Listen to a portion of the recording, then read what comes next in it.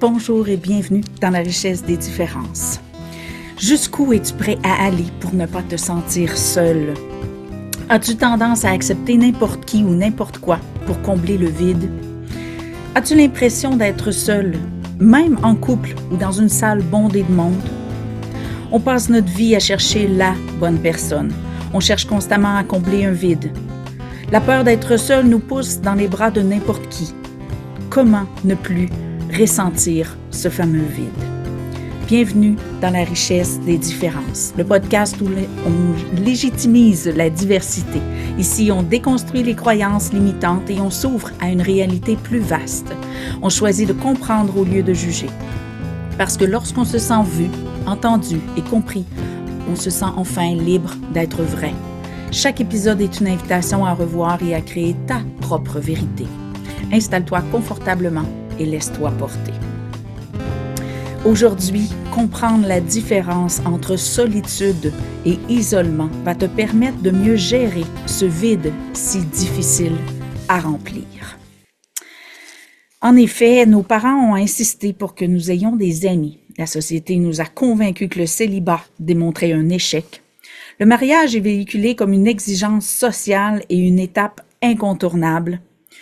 Tout nous pousse à croire qu'être seul est un problème et c'est précisément là que la pertinence de la différence entre solitude et isolement trouve sa richesse. En effet, cette espèce de vide-là, bâtard, plate, désagréable et pénible qui nous force à entrer en relation, nous force à... Et ce vide-là, ce qui est fascinant, ce qui, moi, j'ai trouvé intéressant, c'est qu'on cherche tellement à le remplir inconsciemment. C'est tellement inconscient notre réflexe, notre besoin de remplir notre vide, consciemment ou pas, nous pousse à le remplir de toutes sortes de façons, puis tu vas comprendre, il y en a qui le remplissent par la consommation. Ça peut être de la consommation de... acheter. Il y en a que ça va être consommer de la nourriture, il y en a ça va être consommer de la drogue, il y en a ça va être consommer de l'alcool. Et ce qui est frustrant, c'est que crime, on se remplit pour de vrai, là. On se remplit. Mais pourquoi on se sent vide encore? Parce que le sentiment, et c'est pour ça que c'est un senti qui ment, le sentiment de solitude, c'est vraiment une expérience, encore une fois, multidimensionnelle. Pourquoi je dis ça? C'est que notre corps est matière, notre corps et notre cerveau fonctionne matière. Donc, tu vas trouver ça plate ou peut-être bizarre, mais dans le fond, notre cerveau conçoit notre corps comme un contenant. Les empathes savent très bien de quoi je parle parce que souvent on a tendance à se voir comme un contenant à à ondes négatives, à basse fréquence et tout ça.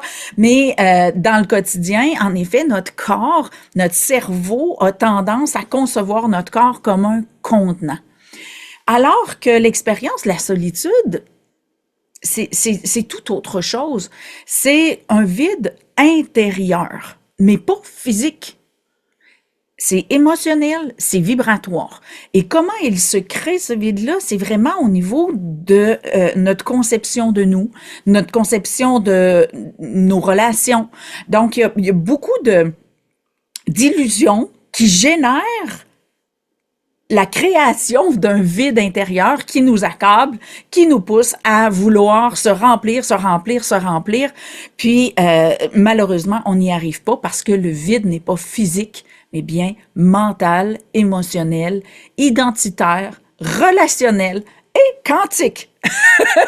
Fait que c'est pour ça que j'enseigne la lucidité identitaire, relationnelle et quantique, parce que au-delà du corps que nous croyons être l'agent qui définit ce que l'on est, on est une conscience, on est une âme, et tout ça, c'est de l'intangible. Donc, notre conception de nous, comme étant seul, isolé, différent va générer cet espace de vide-là. Mais à la base, le vide se crée lorsqu'on s'abandonne.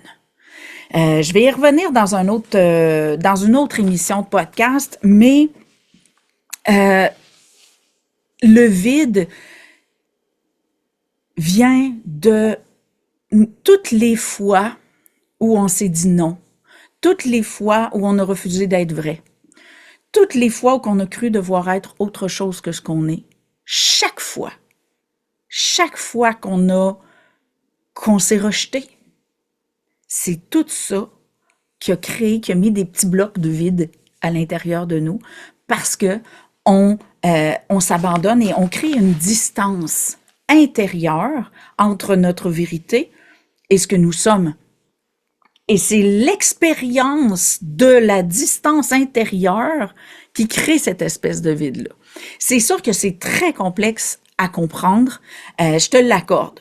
Mais je pouvais pas poursuivre l'émission sans t'amener cette notion-là, parce que oui, on s'entend là, on n'est pas à mon école. Mon école, on rentre en profondeur de tout ça et on gère ça très différemment. Mais dans l'épisode d'aujourd'hui, je veux vraiment t'amener à comprendre les propositions, parce que toutes nos expériences de solitude, d'isolement, viennent de propositions par nos sens.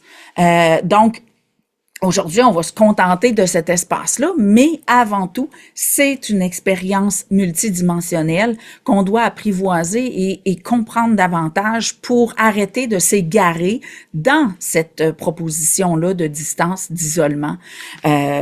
Puis, on va vraiment approfondir là-dessus aujourd'hui.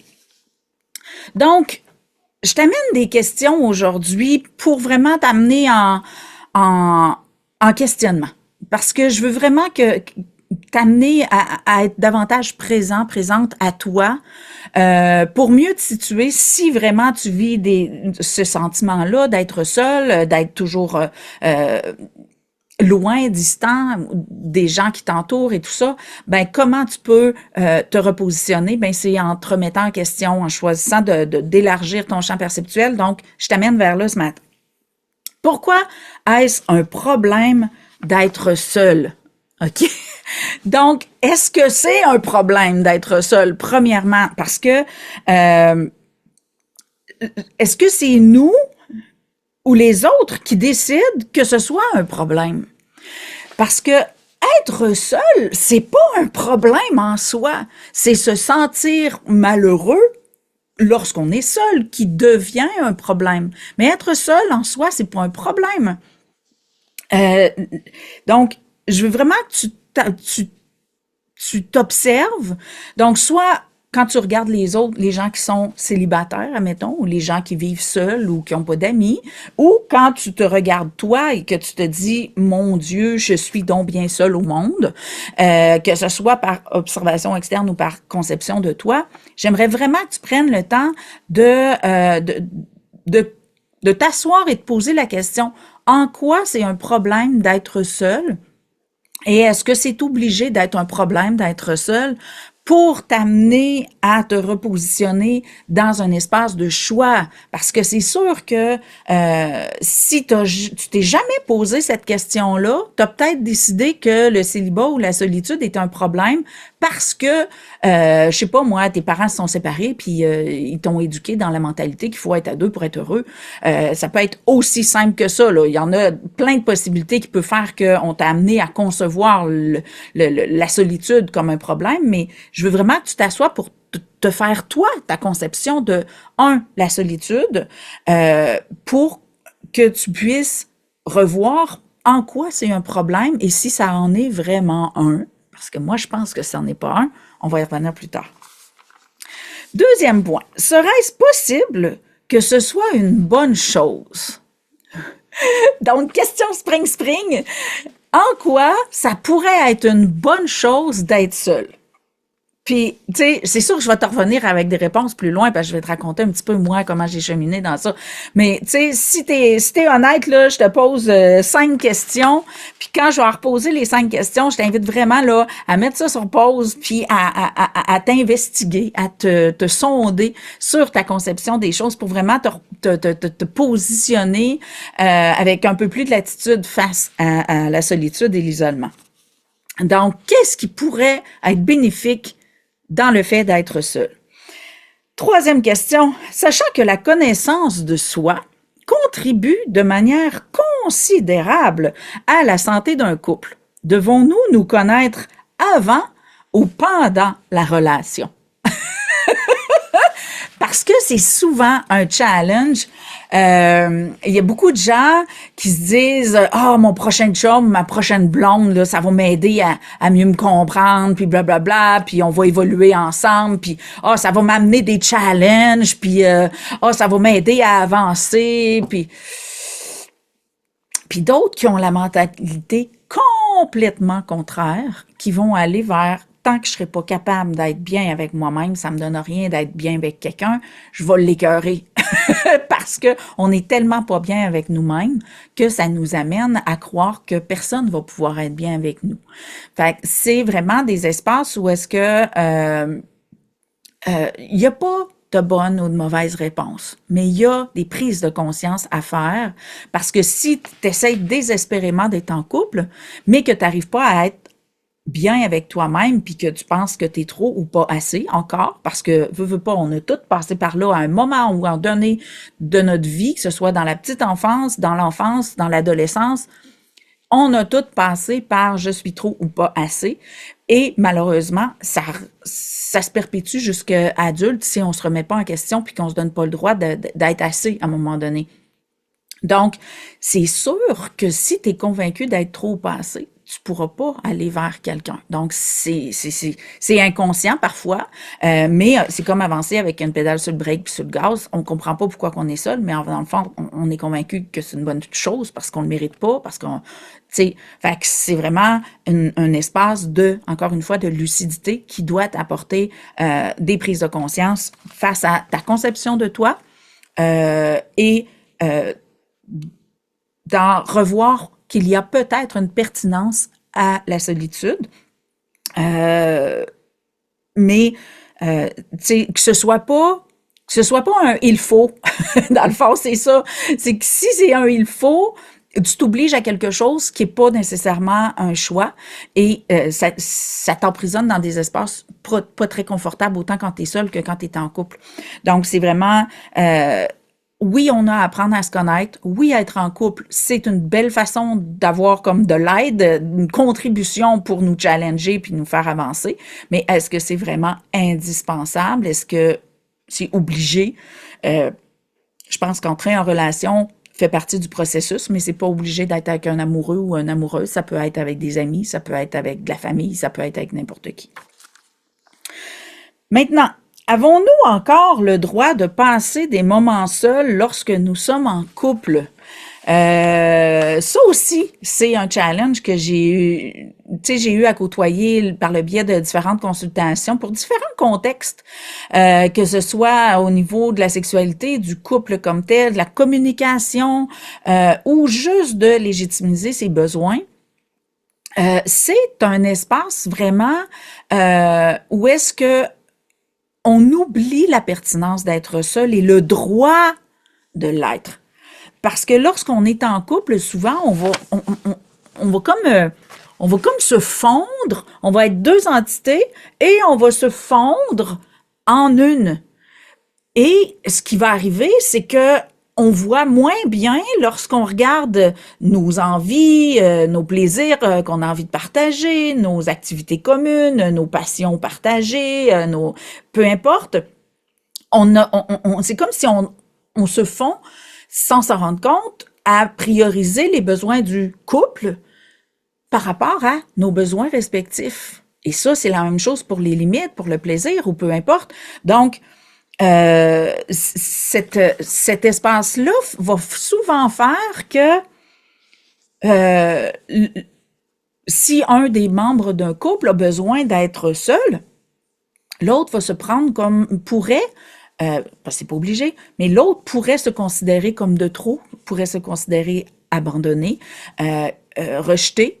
Et si c'est toi qui est celui qui a pas besoin d'être tout seul, mais qui se retrouve à être tout seul parce que l'autre en a besoin, parce que dans le fond, tu peux jouer un des deux rôles dans cette histoire-là, c'est super important que ni l'un ni l'autre conçoivent le besoin de solitude comme un problème parce que c'est un besoin fondamental d'être capable d'avoir du temps pour s'entendre, pour se voir, pour s'écouter, pour ressentir, parce que autrement, ça fait comme les vieux couples que ça fait 50, 60 ans qu'ils sont ensemble, il y en a un des deux qui meurt et l'autre suit pas longtemps après parce qu'ils n'ont jamais appris à exister en tant qu'individu, en tant qu'être.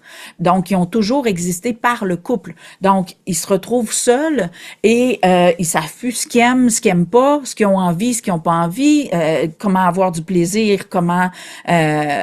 donc, ils deviennent tellement égarés dans le couple qu'ils n'ont plus accès à leur individualité. Et souvent, dans bien des cas, le couple est tellement étranglant parce que on se néglige sans le savoir, sans s'en rendre compte, on s'oublie, on se tasse spontanément.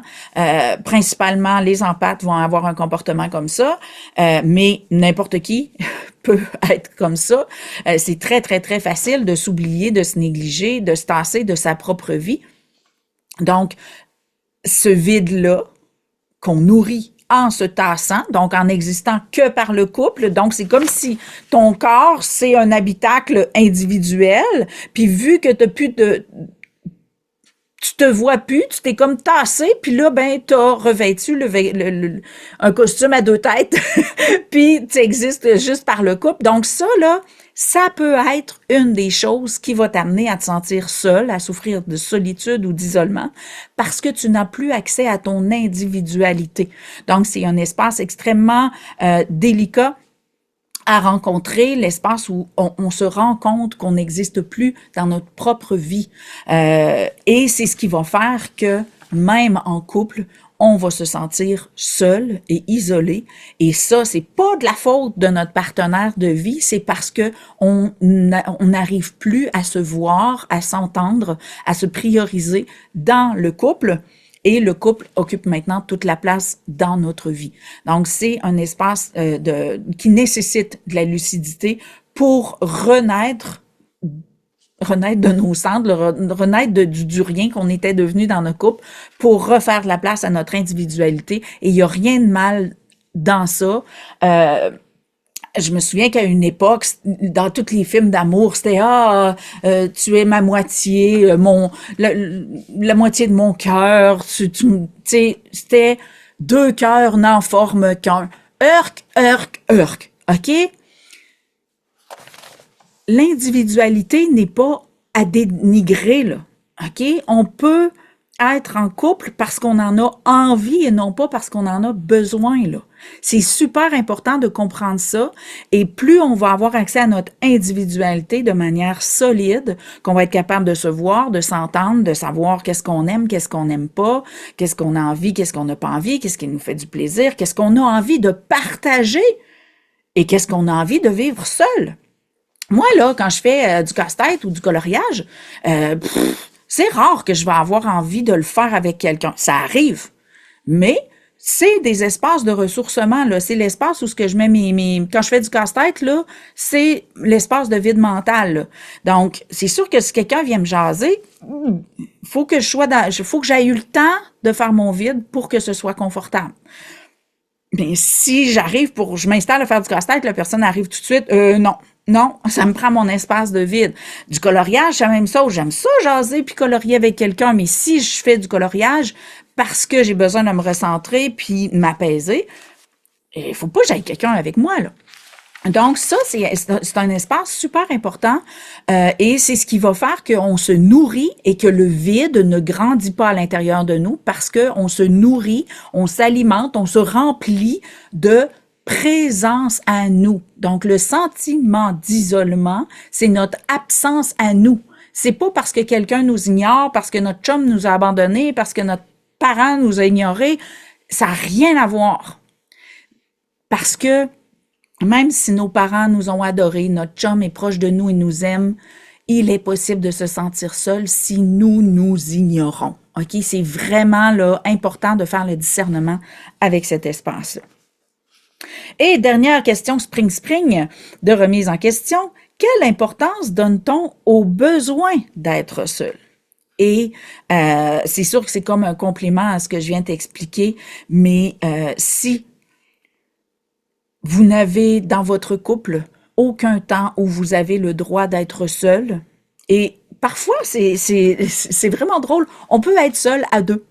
Moi, souvent, j'ai besoin juste de rien, être assis là dans ma chaise bong, j'ai des chaises bong que j'aime beaucoup là. Juste être assis dans une chaise bong, pour moi, je suis comblée. Mon chum, il est plus du genre, rien faire, vraiment rien faire, il y a plus de misère avec ça. Donc, pour lui, relaxer, ça va être lire un livre, tu sais, ou se détendre. Mais être inactif, là, rien faire, rien dire, rien lire, rien voir, c'est moins son... Fait que souvent, ben moi, je vais être dans ma chaise bong, puis je vais faire bong, bong, bong, et lui va être en train de lire. Donc, on va être dans la même pièce, mais on va être tout seul, ensemble. Pas besoin de se parler, pas besoin de rien. On a juste envie de pouvoir se nourrir nous-mêmes de notre intérieur et de permettre à l'autre d'en faire autant. D'autres fois, d'autres fois, on va faire des activités complètement différentes là, à l'extérieur de la maison ou des choses comme ça. Mais on se le permet et on le reconnaît comme un besoin légitime. Et c'est ce qui, je crois, fait la santé de mon couple depuis 21 ans. Parce que on reconnaît tous les deux nos besoins d'être seuls parce qu'on était très indépendants, très autonomes lorsqu'on s'est rencontrés. Et lorsqu'on a choisi d'être en couple, c'était par choix et non pas pour combler un manque. Et c'est ce qui fait vraiment une grosse différence dans une relation. Tu sais, si tu veux plus de détails là-dessus, tu pourrais écouter l'épisode 1 si c'est pas fait, où est-ce que je parle de la différence entre aimer et l'amour. Où est-ce que c'est important de comprendre comment tu conçois la relation et comment tu t'unis aux gens, mais à la base, de permettre que chacun ait le droit d'être seul, que ce soit important de le faire pour justement se nourrir, parce que le sentiment de solitude vient qu'à occuper tellement de place qu'à un moment donné, on va voir dans notre couple, on va se mettre à regarder la personne qu'on aimait tant, on va la regarder comme un bourreau ou un persécuteur ou quelqu'un qui nous néglige. On va avoir l'impression qui empiète sur nous, on va avoir l'impression qu'il prend toute la place, on va avoir l'impression qu'il nous ignore, on va avoir l'impression que encore, il y a plein de encore qui vont se répéter d'expériences inconfortables. Pourquoi? Parce que le vide qu'on se crée à l'intérieur de nous, ce vide-là de négligence, où est-ce qu'on se tasse de notre propre vie, va faire qu'on va chercher un coupable pour ce sentiment de vide-là. Et puisque le mental conçoit la solitude à partir de la matière, ben si je me sens pas bien, si je suis malheureuse, puis s'il me manque quelque chose, c'est parce que l'autre le comble pas. OK, c'est très mathématique là, ce qui se passe au niveau mental. Et pour sortir de ce schéma-là, ben c'est de restaurer des espaces où chacun a le droit d'être seul pour se nourrir et se satisfaire à 100% de quelconque besoin, que ce soit de se déposer, d'avoir un passe-temps ou juste d'être tout seul, de se reposer, s'endormir, de se déposer, méditer ou peu importe, il y a des choses qu'on a envie de partager, mais il y a des choses qu'on a envie ou besoin de faire seul et c'est important de l'intégrer dans un couple. Alors, c'est l'espace de prise de conscience dans lequel je voulais t'amener aujourd'hui. Maintenant, je vais te raconter mon parcours et comment j'ai été capable de toucher à ces espaces subtils-là d'isolement et de solitude parce que c'est particulier la subtilité entre les deux. Alors, premièrement, moi, je m'isolais, donc volontairement. Là, je me mettais tout seul lorsque je faisais des dépressions. Je sais pas si tu as déjà écouté de mes autres épisodes, mais j'ai fait 4 dépressions avant d'avoir mon diagnostic de bipolaire, que je sois médicamentée, que ça dégénère. En tout cas, je t'évite les détails, mais mon expérience en dépression est assez élaborée. Et donc, puisque je m'isolais lors de mes dépressions, pour moi, l'isolement jouait deux rôles. Premièrement, je me cachais des autres parce que j'avais la réputation, j'exigeais de moi d'être une fille joviale, dynamique, sympathique, agréable, d'être Madame Joie-Joie. Donc, quand je sombrais en dépression par essoufflement d'hypocrisie, si tu as écouté les autres épisodes, tu dois me suivre.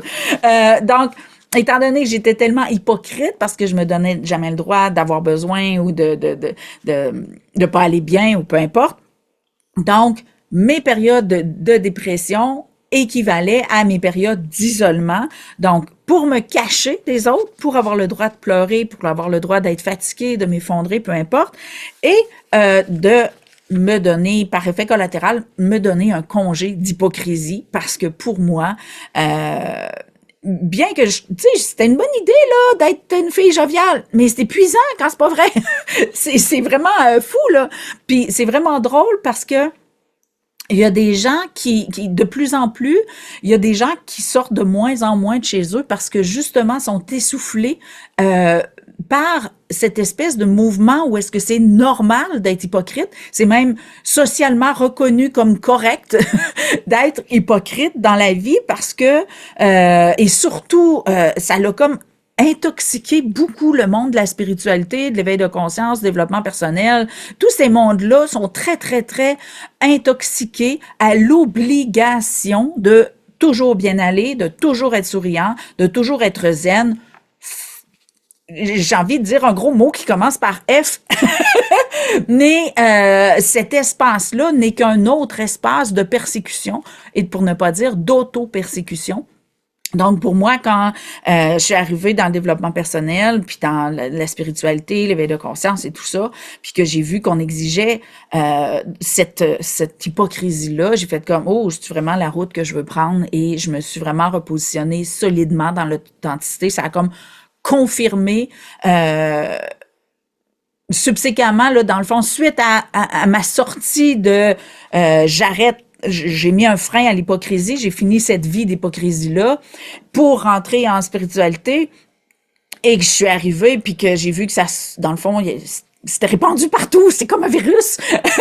L'hypocrisie est un virus subtil, sournois, mais tu sais, ça l'a comme solidifié mon choix. C'est pas vrai que je vais retourner là-dedans.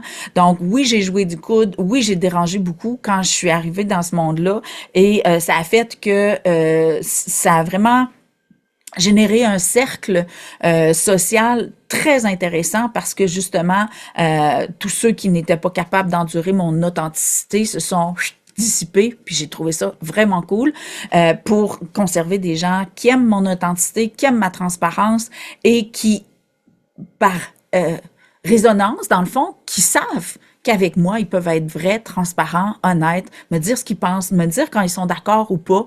Puis pour moi, je trouve que c'est un espace tellement sain, agréable, qui crée une belle proximité. En tout cas, pour moi, là, c'est autant que je comprends à quel point ça m'a été vital à une époque d'être aussi hypocrite, autant que je jouis littéralement de cette liberté d'être que je m'accorde aujourd'hui, mais je comprends la pertinence et la nécessité de cette transparence-là parce que ça crée des liens beaucoup plus forts, beaucoup plus solides lorsque on est transparent parce que la personne sent qu'elle peut l'être elle aussi et il y a plus de zone cachée là. Puis cette liberté d'être-là, je pense qu'on la cherche tous. C'est ce qui fait que ce petit vide-là, il se remplit progressivement. Deuxièmement, le célibat, ou plutôt les ruptures, me menaient plus vers le sentiment de solitude. En effet, j'ai pas, quand je m'isolais volontairement, je me sentais pas seule, bizarrement, parce que c'était comme une zone d'assouvissement. Je me comblais de liberté d'être. Tu sais, c'était comme si mon droit de pas bien aller, de pleurer, de pas aller bien, c'était comme si je me gavais de liberté d'être. Donc, le sentiment de solitude n'était pas là. Je sais pas si tu comprends ce que je t'expliquais au début, à quel point la solitude est une proposition d'isolement. C'est, dans le fond, on se sent seul quand on s'abandonne. Fait que je me sentais plus seule quand j'étais avec des gens dans une posture prodigieusement hypocrite que quand j'étais tout seul avec moi-même et que je me gavais du droit d'être ce que j'étais, une sensible, une fille qui jouit de brailler, une fille qui a envie d'être vraie, transparente, cette liberté d'être là m'a tellement nourrie. Et tu sais, j'ai vécu 4 dépressions, mais ça a été vraiment des dépressions où est-ce que j'étais en auto-observation. Vraiment, je m'étudiais, je devenais comme un laboratoire où est-ce que, comment ça je me sens pas toute seule? Comment ça que ça me fait autant de bien de pleurer? Comment ça que ça me fait autant de bien d'être enfermée chez nous? Donc, j'étais vraiment, tu sais, j'ai pas vécu mes dépressions comme une chute dans les noirceurs, puis surprenamment, même si j'avais une mère suicidaire, j'ai jamais eu d'idée suicidaire. Et c'est ça qui m'a amené dans cette compréhension-là, éventuellement, comment ça pouvait me faire autant de bien de pleurer, comment ça pouvait me faire autant de bien de pas aller bien. Tu sais, c'était tellement paradoxal que j'ai pas eu le choix, à un moment donné, de revoir qu'est-ce qui me faisait du bien. Et c'est dans ces études-là, par le biais de mes 4 dépressions, que j'ai fini par comprendre que ma facilité que j'avais à m'abandonner me vidait de l'intérieur et ma médecine, ça a été l'authenticité, la transparence, la sincérité. Puis quand je parle de transparence, ça veut dire que quand je suis en colère, je sacre. Quand je suis triste, je pleure. Quand j'ai une émotion, je la vis. Et ça, peu importe devant qui, quand ou comment, je m'en fous. Et je suis, demande à ceux qui me connaissent, c'est sûr qu'ils m'ont vu avoir des réactions plus ou moins intenses en tout temps parce que je ne me permets plus de m'abandonner à ne plus être vraie, à ne plus être moi. Et mon Dieu, que je me sens comblée. Le vide n'est plus là. Et c'est une magie vraiment incroyable de ne plus avoir le titillement de la proposition d'être seul, d'être isolé, slash rejeté. Parce que veux pas, si on se sent seul, puis qu'on l'a pas choisi, c'est parce qu'on nous a rejetés, là, OK? Donc, ça couche ensemble un petit peu, ces deux sentiments-là. Mais, dans le fond, lorsqu'on se sent isolé, c'est parce qu'on se rejette nous-mêmes. Fait que c'est pour ça que ça couche ensemble, parce qu'on a le choix de se concevoir à partir de l'extérieur, donc les autres nous rejettent, les autres sont loin de nous, ou de le faire de l'intérieur, donc de s'abandonner, et ça se fait inconsciemment. Donc, c'est un espace vraiment très, très, très nourrissant de se donner le droit à la parole, aux émotions, aux réactions, aux commentaires, au comportement. Je trouve ça vraiment drôle. Je vais souvent dans des activités de réseautage ou des lieux où est-ce que il y a du politically correct, là, des situations où est-ce qu'on est supposé de se comporter de façon particulière. Puis c'est très rare que je me plie à ça. Tu sais, une place où tu as une conférence, ça dure 1 heure et demie, puis la conférence, faut l'écouter debout. Excuse-moi, mais je m'assois. S'il y a des chaises, même si on n'est pas supposé s'asseoir dessus, je vais m'asseoir dessus. S'il n'y a pas de chaise, je vais m'asseoir à terre.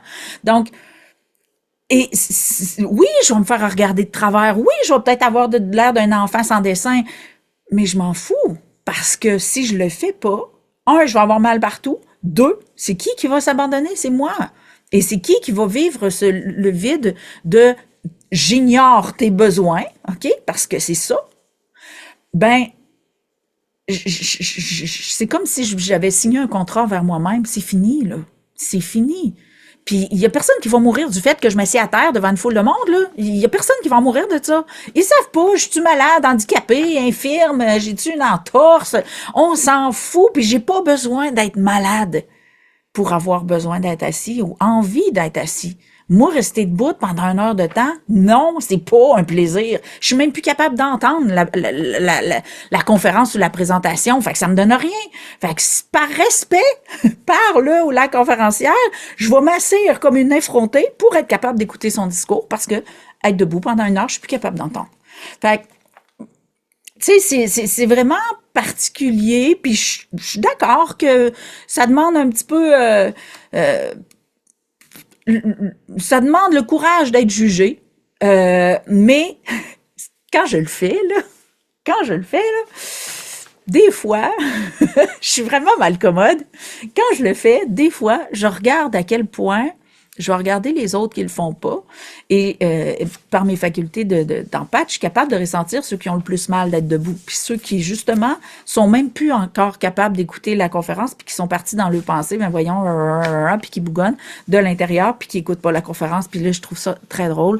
Ceux qui me regardent de travers, ceux qui envient mon courage de m'asseoir à terre, c'est vraiment drôle. Parfois, il y en a qui viennent me rejoindre. J'ai trouvé ça vraiment cool. Mais c'est un espace d'amusement pour moi, alors que pour bien des gens, ça pourrait être un espace honteux, d'indiscipline, de non-respect. Mais pour moi, c'est un espace de joie, de plaisir, où est-ce que je ne m'abandonne pas, tout simplement. Fait que, à toi d'en faire ce que tu veux de cette posture que je te propose, mais moi, c'est un espace vraiment de fun. Ensuite, c'est de me sentir seule en couple qui m'a révélé mon problème. Je croyais devoir cacher des aspects de moi. En effet, comme je te disais tantôt, ça fait 21 ans que je suis avec mon chum. Et au début, quand on s'est rencontrés, ma posture était très loin de celle d'aujourd'hui. J'avais un niveau d'estime de moi extrêmement basse. J'avais commis l'irréparable avec ma famille, mes amis. Donc, je me considérais comme un monstre irrespectueux. Donc, tu sais, je comprenais même pas pourquoi mon chum il m'aimait, puis je le trouvais donc débile de m'aimer autant, de m'aimer aussi bien, d'être aussi généreux. Puis, tu sais, c'était comme... C'est quoi son problème, là? Tu sais, c'était vraiment... Puis tu sais, mais c'était plus ou moins conscient, mais à chaque fois qu'il était généreux, soit pour amener du confort à moi ou à nous, pour moi, c'était comme tu sais, ça me pesait parce que j'étais pas capable de recevoir ça. Et à chaque fois, je me disais, s'il savait, si j'étais vraiment moi, il m'aimerait pas, c'est sûr. Puis, au bout d'environ 10 ans, j'ai commencé à me donner la permission d'être moi, à me donner le droit de dire non. Donc, j'ai comme fait mon coming out. Hé, chérie, savais-tu, finalement, je suis pas pantoute ce à quoi t'es tombée en amour, je suis d'autres choses, complètement. Ça te tente-tu de m'aimer encore? Donc, ça a été vraiment ça. Et ça a été une grosse période d'adaptation parce que lui, il se rendait compte que, tu sais, il faisait des actes voulant me témoigner son amour alors que ça m'agressait, mais j'avais jamais dit. Il voulait, tu sais, soit il faisait des choses ou il disait des choses, puis moi, ça me dérangeait, mais je le disais jamais. Donc, quand j'ai commencé à dire ça me gosse vraiment, ben, là, il comprenait pas. Puis en même temps, ben là, il se disait, coudonc, je suis un monstre. Mais là, j'étais comme, non, c'est moi le monstre. C'est moi qui t'as pas donné le mode d'emploi pour bien m'aimer. Donc, ça a été vraiment, mais j'ai été, encore une fois, transparente dans mon processus. J'ai dit à mon chum, j'ai dit, regarde, j'ai été vraiment maladroite parce que je ne savais pas comment me faire aimer et j'ai cru que je n'étais pas aimable. Et j'ai l'intention de me révéler de plus en plus. J'ai l'intention de te dire ce que je suis pas, ce que j'aime pas. Et je sais que tu m'aimes beaucoup, mais ça se peut que t'aimes pas la Chantal, la vraie Chantal.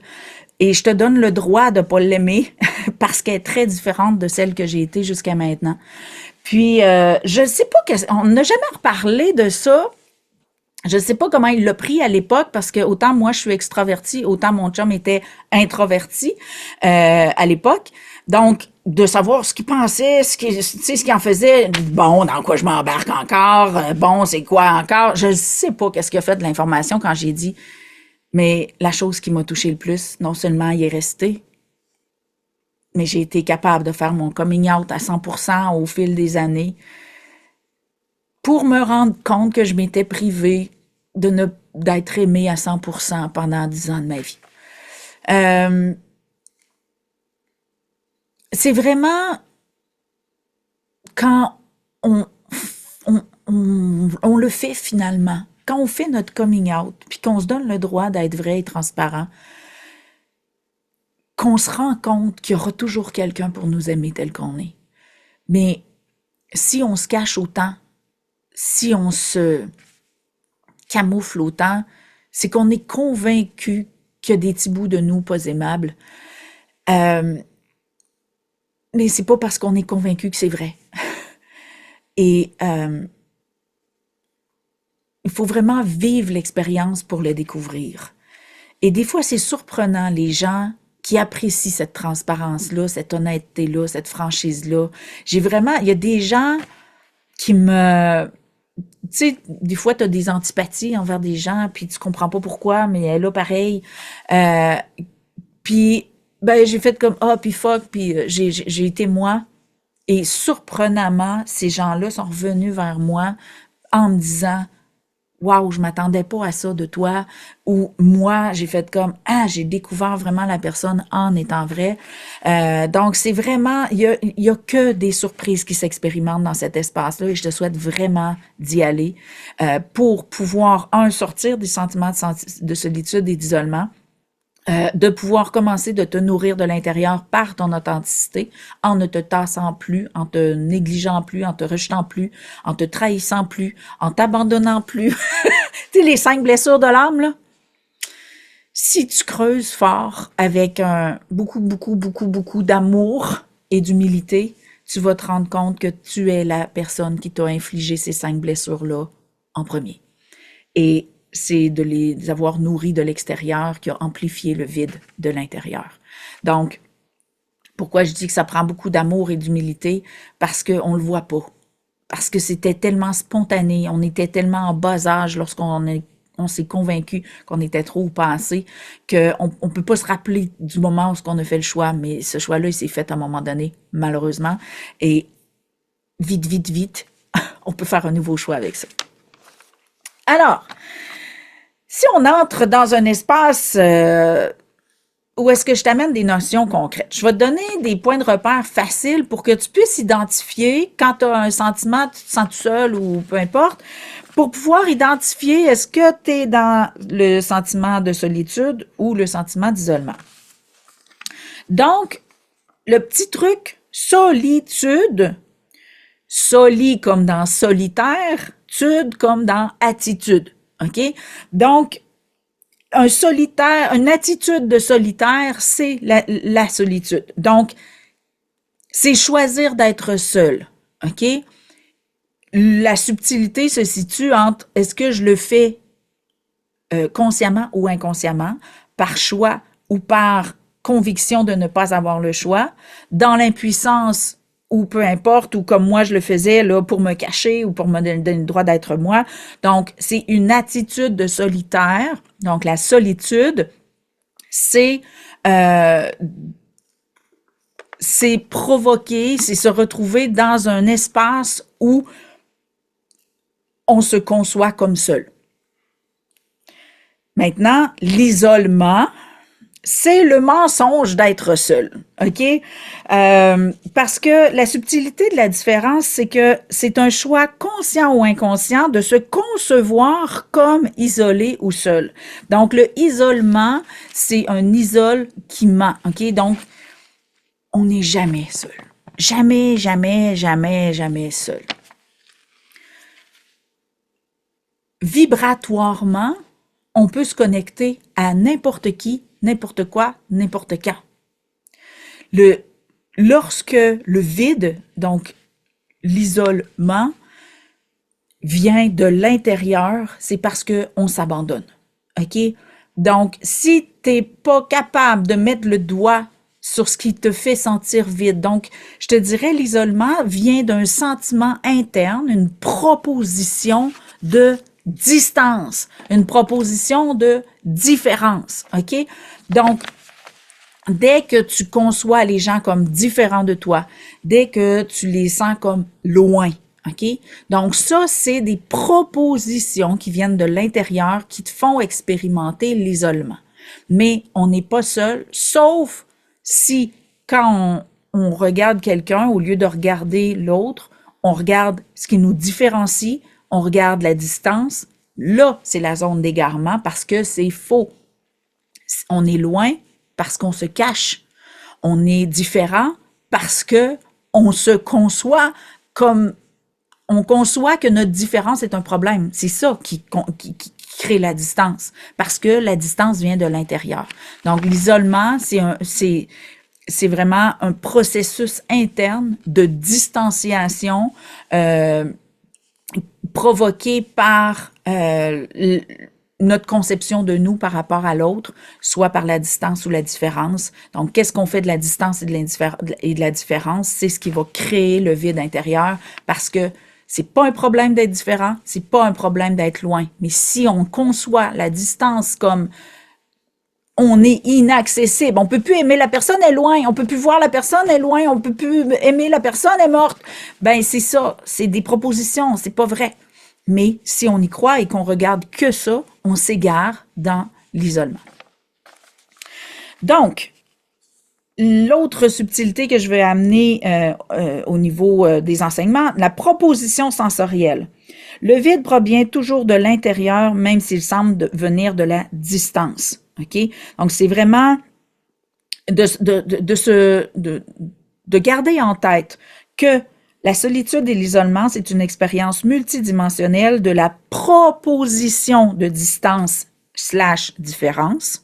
Donc, ça peut être une différence ou une distance physique, proximité, intimité, vérité. OK? C'est vraiment des espaces où est-ce que c'est par là, donc en se fermant, en se cachant,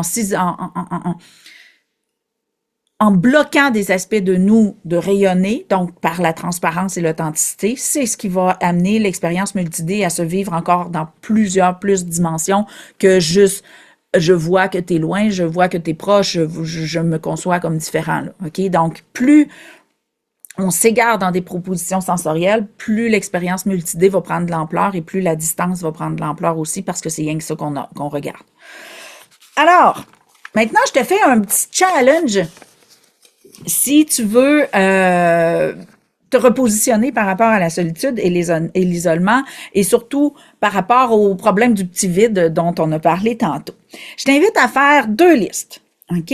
Première, la liste de ce que tu caches aux autres et la liste de ce que tu dévoiles aux autres. Donc, ce que tu as déjà fait ton coming out, je suis comme ça, je suis comme ça. Si les gens me voient, c'est sûr qu'ils vont me décrire comme ça. On le sait, ce qu'on a dévoilé. Par contre, tout ce que tu caches, d'habitude, c'est toi qui le sais, OK? Donc, tu fais 2 listes.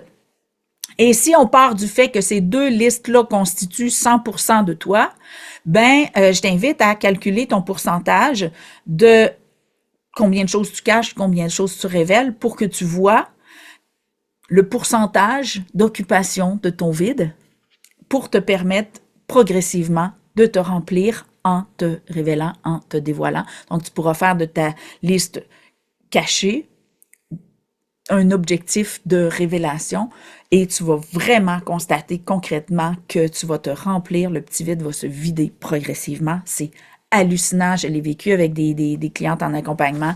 C'est vraiment impressionnant. On peut pas concevoir que juste d'être vrai, ça fait partir le sapristi de vide intérieur qu'on a à l'intérieur. C'est fascinant. Donc, et c'est ce qui va te donner le sentiment de proximité ou pas. Tu peux aussi faire ces listes-là, soit pour des personnes précises ou des contextes relationnels. Admettons, tu dis, bon, ben, au travail, je suis comme ça, avec mon chum, je suis comme ça, avec mes frères et sœurs, je suis comme ça, avec mes parents, je suis comme ça.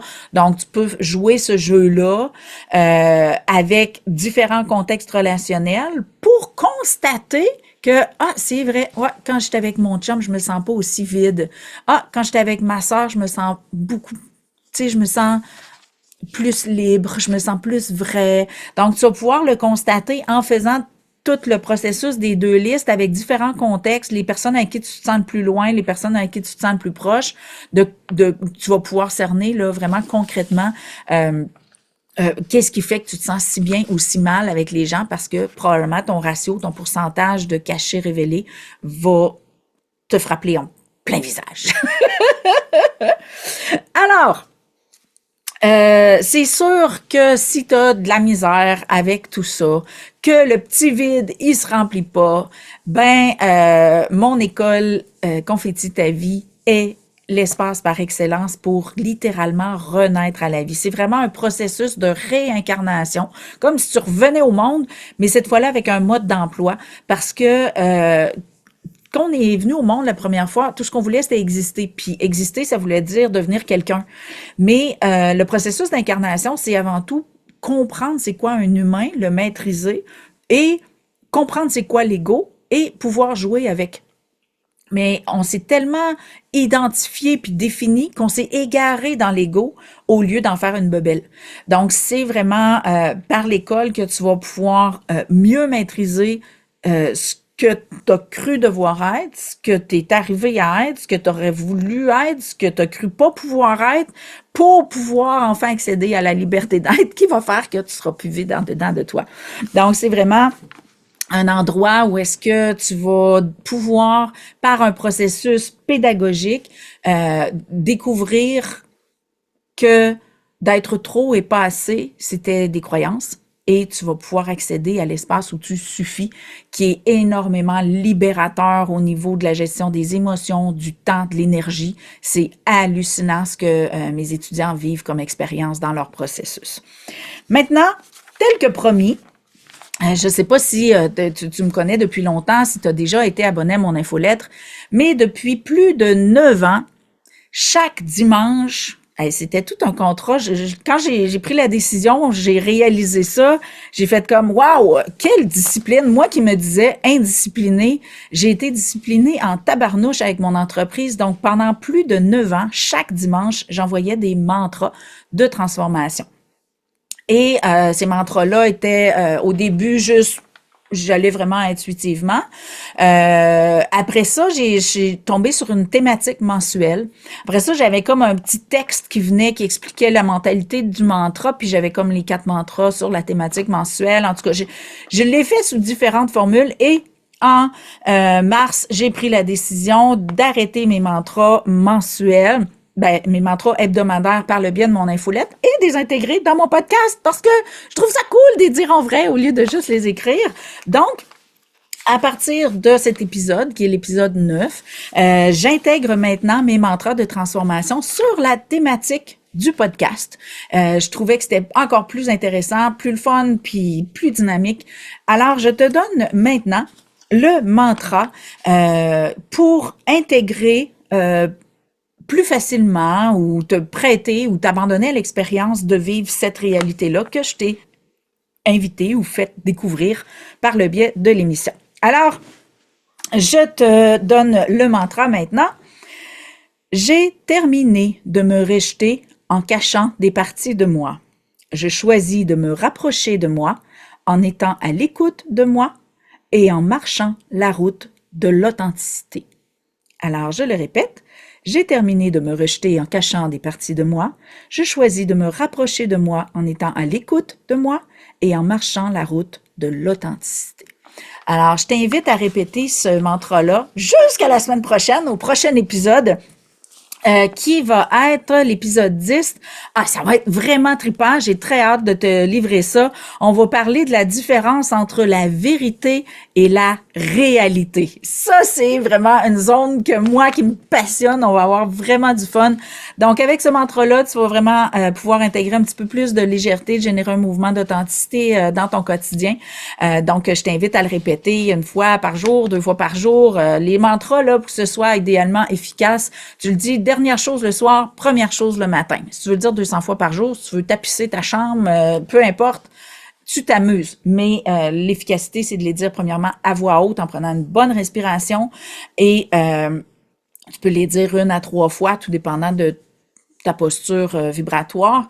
Puis, si tu l'as dit, première chose le matin, dernière chose le soir, vraiment, le subconscient va embrayer sur cette posture-là. Alors, je t'invite à t'amuser. Donc, ça va être le nouveau plus qui va avoir dans les émissions à venir. Chaque épisode va avoir un mantra qui va faciliter l'intégration si tu souhaites expérimenter une nouvelle réalité. Alors, je te remercie beaucoup pour ton écoute, ta présence, ta fidélité, si tu es un ou une grande fidèle. J'ai beaucoup de plaisir à produire ces épisodes-là. Si tu en veux plus, ben tu t'abonnes à mon podcast, tu t'abonnes à ma chaîne YouTube, peu importe, pour recevoir là, toutes les informations qui concernent ça. Sur chantalbeaumont.ca, tu as bien sûr l'accès à mes ressources, mes services, que ce soit mes livres, mes services, mes soins. J'ai même Hey, en plus, j'ai une autre nouveauté. C'est vrai, j'ai même pas pensé de dire ma nouveauté. Je fais des soins en induction de pulsion quantique.